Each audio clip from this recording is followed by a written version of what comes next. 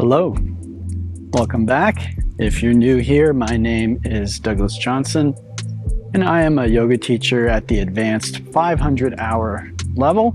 I'm also an ordained minister, a kirtan artist, and musician, amongst other things. And today, I wanted to talk a little bit about yoga vocabulary, some of the words we find in Patanjali's Yoga Sutras and how they relate with our practice. Before I get into today's talk, however, I do want to thank the community that makes these talks possible. You might be part of this community already, and those are my patrons over on Patreon. So if you would like to become a part of that community and help contribute financially to make these videos possible, then please check out the links below. You can also help out by shopping the merch. Links are at the front and back of the video and below as well. You can tip me one time on PayPal or Venmo, and you can help out by liking, subscribing, sharing, and commenting on YouTube. Okay, so yoga vocabulary. Why is this helpful? Well, in yoga, we have certain words that show up in texts like the Yoga Sutras, and these might be words that many yoga teachers don't ever use or ever talk about. And yet, if they're in the Yoga Sutras and other scriptures, then maybe they're actually important concepts in yoga. So as a framework for this, I'm going to use Nikolai Bachman's The Yoga Sutras book, which is a book I own, and it's got little cards with the different words on it that he thinks are important. So I'm just going to use that as a sort of a framework, as a jumping off point for us to keep us on track. So I'll just go through the cards and talk about some of the meaning involved in the cards. So the first word in the Yoga Sutras is Atha. Atha is a Sanskrit word, and it's often literally translated as now. So Atha Yoga Anushasanam literally means now the teachings of yoga, quite literally. But what Nikolai Bachman says is the way he translates this is readiness for yoga. I did a Google AI search, and what it came up with is, again, now, here, then.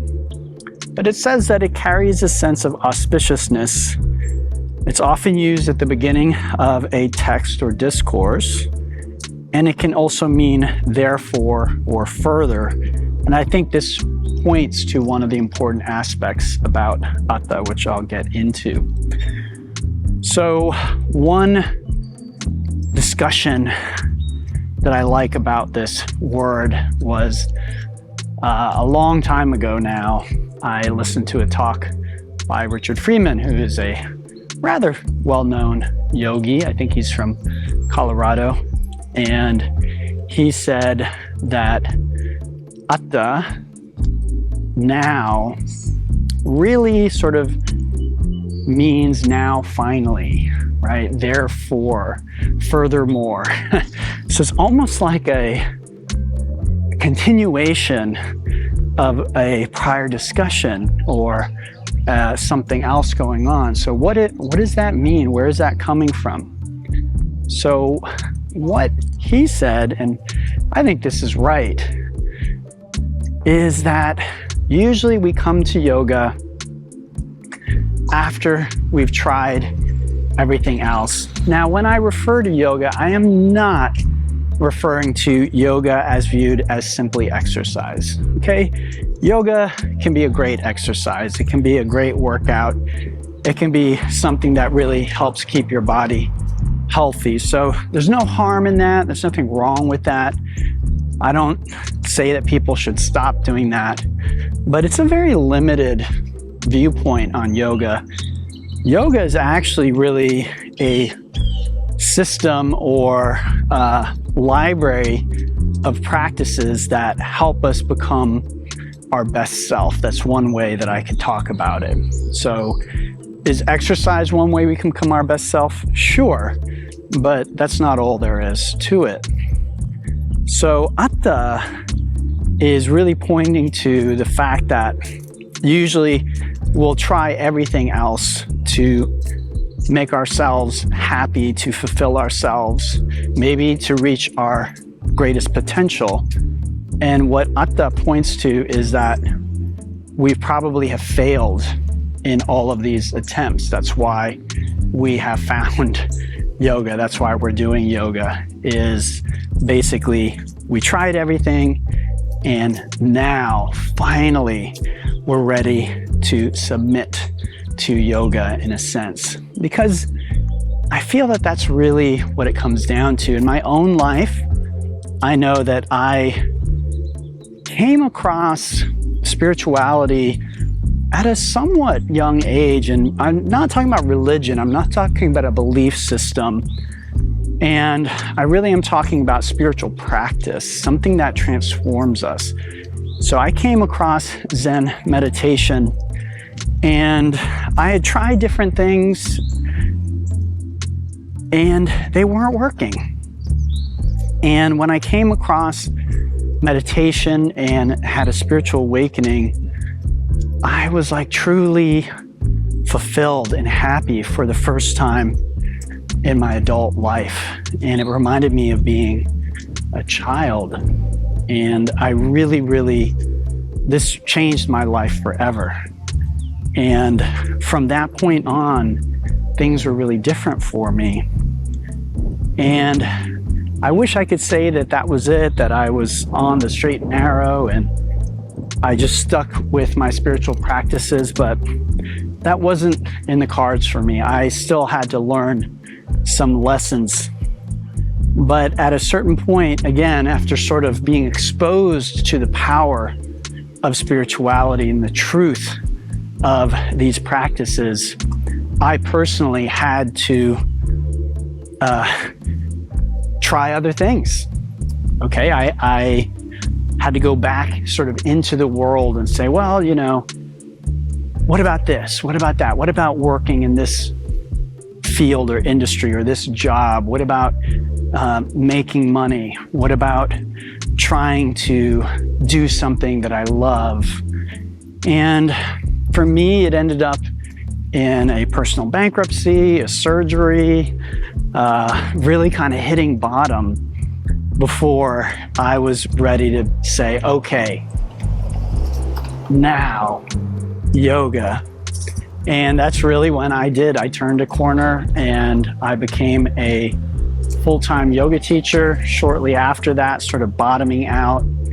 And I really embraced the spiritual insight, if you will, that had come to me at a much younger age, but that I wasn't really ready for. And I think this is a great example of this. Atha, now it's time to really surrender to yoga. And that's the word that I would use, is surrender. That was where I got to.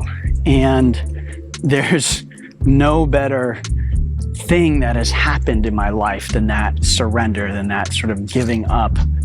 And the interesting thing about surrender is I don't think it's something you do once.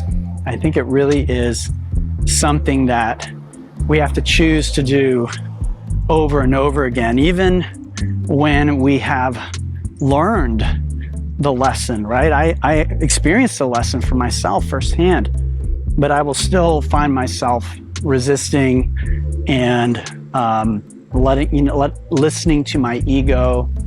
And if I can just remember, oh yeah, listening to that voice, it's not gonna take me where I want to go. And surrendering to the silence and the stillness of spirit and that inner world and its richness, that really is what takes me where I want to go. So again, Atha, now. And I love that now is the time, right? Now is the only time that I can surrender. Now is the only time, because that really is the only time. I cannot do anything about the past, what we call the past. It's over, it's done. And I cannot do anything about the future. When the future arrives, it will be now. So teachers like Eckhart Tolle talk about the eternal now. This really is what we're talking about here. Now, this moment, right? Atha Yoga Anushasanam, now, the teachings of yoga. So powerful.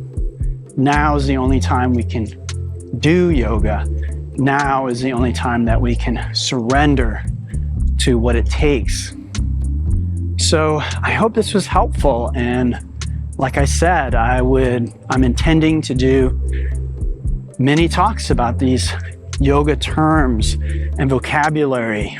And if you do yoga classes with me, either online, on Zoom, or in person, then I'm hoping adding this vocabulary to your knowledge base will help you understand more why I teach the way that I do and the choices that I make as a teacher, and how I'm hoping that the right mindset will really help deepen your practice. And this is traditionally how yoga would be taught, is you would be given certain terms and ideas. You wouldn't just be given a set of postures, but you'd be given an outlook, a framework through which to view what you're doing. And that's what I'm hoping to share here with you. Anyway, I would love to hear from you, as always. If you have questions about this term or other terms, other things, I'd love to hear from you. And again, if you'd like to go a little further in helping me out, helping me continue doing this, then check out Patreon. Until next time, everyone, namaste. Have a beautiful day.